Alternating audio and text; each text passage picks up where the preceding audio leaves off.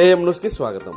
నంద్యాల జిల్లా రుద్రవరం మండల కేంద్రంలోని సిఎస్ఐ చర్చిలో church father reverend Panyam Suresh Babu ఆధ్వర్యంలో సంఘ పెద్దలు, సంఘస్థులు భక్తి శ్రద్ధలతో చర్చి చుట్టూ తిరుగుతూ ఆనందంతో కీర్తనలు పాడుతూ ఈస్టర్ పండుగ ప్రత్యేక ప్రార్థనలలో పాల్గొన్నారు. ఈ సందర్భంగా church father reverend Suresh Babu సంఘస్థులకు యేసు పునరుద్ధానం గురించి వాక్య పరిచర్య చేశారు. మానవ రక్షణార్థమై క్రీస్తు శిలువలో తన రక్తాన్ని కార్చి మృతి చెంది 3వ దినమున పునరుద్ధానుడైనాడని తెలిపారు. ప్రపంచ క్రైస్తవులందరికీ ఈస్టర్ అత్యంత పవిత్రమైన అద్భుతమైన పండుగ అని, ఇది ప్రభు అయిన యేసుక్రీస్తు శిలువపై అర్పించిన త్యాగం, శిలువపై మరణించిన తరువాత 3వ రోజున మరణాన్ని జయించి తిరిగి లేచి క్రైస్తవ విశ్వాసానికి పునాది యేసు పునరుద్ధానం అని సంఘస్థులకు బోధించారు. ఈ కార్యక్రమంలో church father reverend Panyam Suresh Babu, reverend Parakati John, సంఘ పెద్దలు, సంఘస్థులు తదితరులు పాల్గొన్నారు.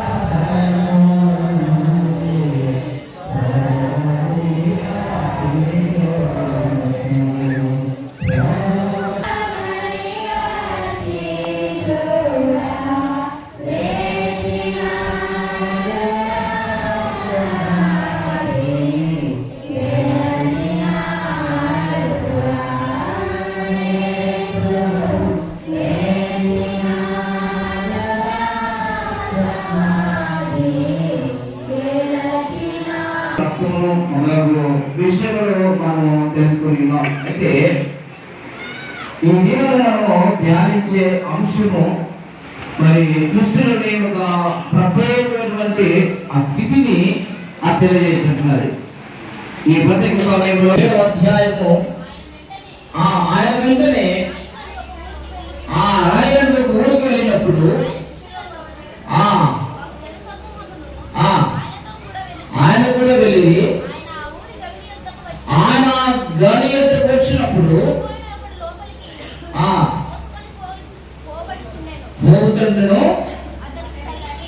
అతనికి తల్లి అతడే ఒకడే కుమారుడు. కాబట్టి ప్రభువు ఆమెను చూసి ఏం చేస్తున్నాడు? కనికర పడినవాడుగా ఉంటున్నాడు. అందుకే నిజంగా ప్రేమ దేవుని బిడ్డారా, దేవుని కాలంలో బహు ఆశ్చర్యమైనవి, దేవుని కాలం గొప్ప విందుగా ఉంటున్నవి.